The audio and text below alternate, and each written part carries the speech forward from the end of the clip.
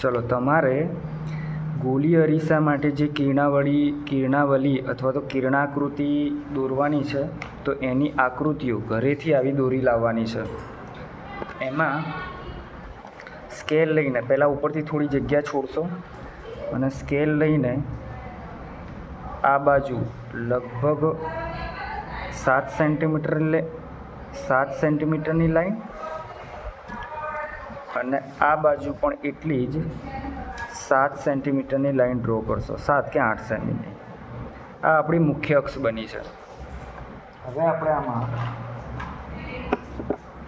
હવે આમાં અંતર્ગોળ અને બહિર્ગોળ બે લેન્સ બતાવવાના છે. તો એના માટે એક્ઝેક્ટ આમ તો પરિકરનો ઉપયોગ કરીએ, પણ પરિકર થોડું સ્પીડમાં કરવું હોય તો કોણ માપકથી આપણે બનાવીશું.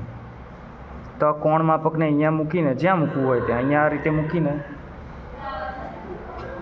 અહીંયાથી 3 લાઈન ઉપર અને અહીંયાથી 3 લાઈન નીચે આ રીતે ડ્રો કરીશું. તો આ થઈ ગયો આપણો અંતર્ગોળ લેન્સ. અને પાછળ આ રીતે ડેશ બતાવી દઈશું, જે અરીસાનો પાછળનો ભાગ થશે.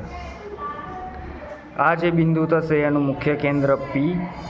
સ્કેલના ઉપયોગથી અહીંયાથી 2 સેન્ટીમીટરે આપણે બતાવીશું. જેમ કે અહીંયા 4 સેન્ટીમીટર છે, તો 2 સેન્ટીમીટરે આવશે F અને ત્યાંથી બીજા 2 સેન્ટીમીટરે આવશે C વક્રતા કેન્દ્ર.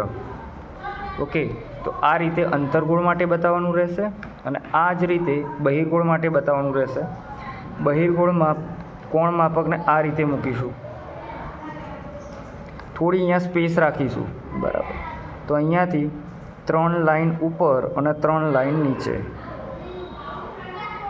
અને આમાં જે ડેશ છે અહીંયા પાછળ જ બતાવીશું. જમણી બાજુ હંમેશા આવે, જે અરીસાનો પાછળનો ભાગ. આ થશે એ અરીસાનું ધ્રુવ. ત્યાંથી સ્કેલની મદદથી 2 સેન્ટીમીટરે F અને પછી ત્યાંથી બીજા 2 સેન્ટીમીટર એટલે 4 સેન્ટીમીટરે 2 ને 2 4 સેન્ટીમીટરે C. તો આ અંતર્ગોળ છે અને આ બહિર્ગોળ છે. આવી તમારે આકૃતિઓ 4 આકૃતિ દોરીને આવવાની છે. દેટ મીન્સ આવા 4 સેટ. આ પહેલો સેટ, એવો નીચે બીજો સેટ, ત્રીજો અને ચોથો. વચ્ચે 3 કે 2-3 લાઈન છોડજો.